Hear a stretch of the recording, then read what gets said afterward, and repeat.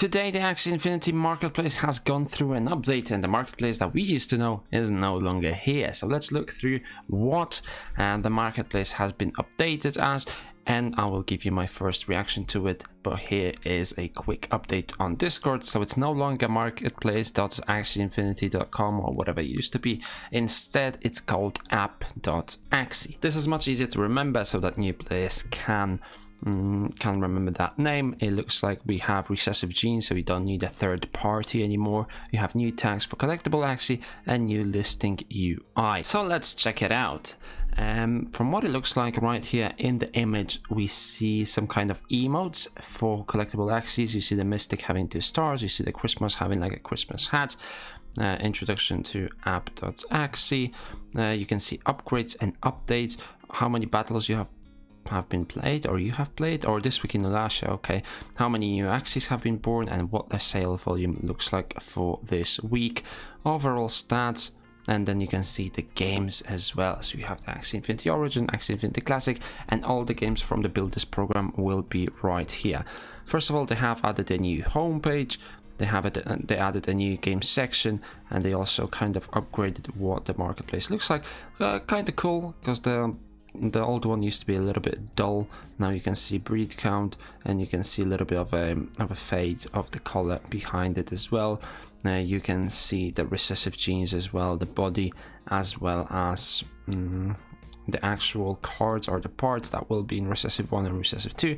So you no longer need to have a third party tool, and you can see new tags with emotes right here. This one is the Mystic one. That matches this description right here. And what else do they have? Yeah, just the tags, really, nothing that has changed. And now sell Axie. This has gone through a little bit of an update. 4.25% fee is highlighted, and you can sell it as an auction, or you can just sell it straight up when you type in your price, confirm it, and that will go through. So let's check it out rather than read this article. Right when we go into the marketplace, you can see these little fades. It looks a lot better to the eye. It looks like they have changed the color from being blue, which is the color for Ronin, I guess, and they have changed it to more of the Axie Infinity color, which is this gradient orange. When we go into lands, let's see what the lands look like. The lands still look like kind of poo, right? They could have done something a little bit better here, I think. Items do have that background fade as well. Bundles, not sure who's buying bundles anymore.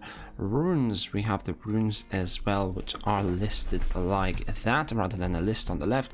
You can still filter them however you want to. So if you go into something like Holy Prayer, actually has $650 for the floor price. Bloodlust $45, Gloomy Dice $250. So you can see the cost for those runes, which is ridiculously expensive. I mean, Endless Anger sitting at $1,000. We go to the charms as well. Not sure what the most expensive charm will be. Looks like Secret Egg is quite expensive as well. But the whole marketplace is looking quite nice when it comes to the runes and charms. It's much easier to find them, and you can also see the floor price. That is very, very intuitive.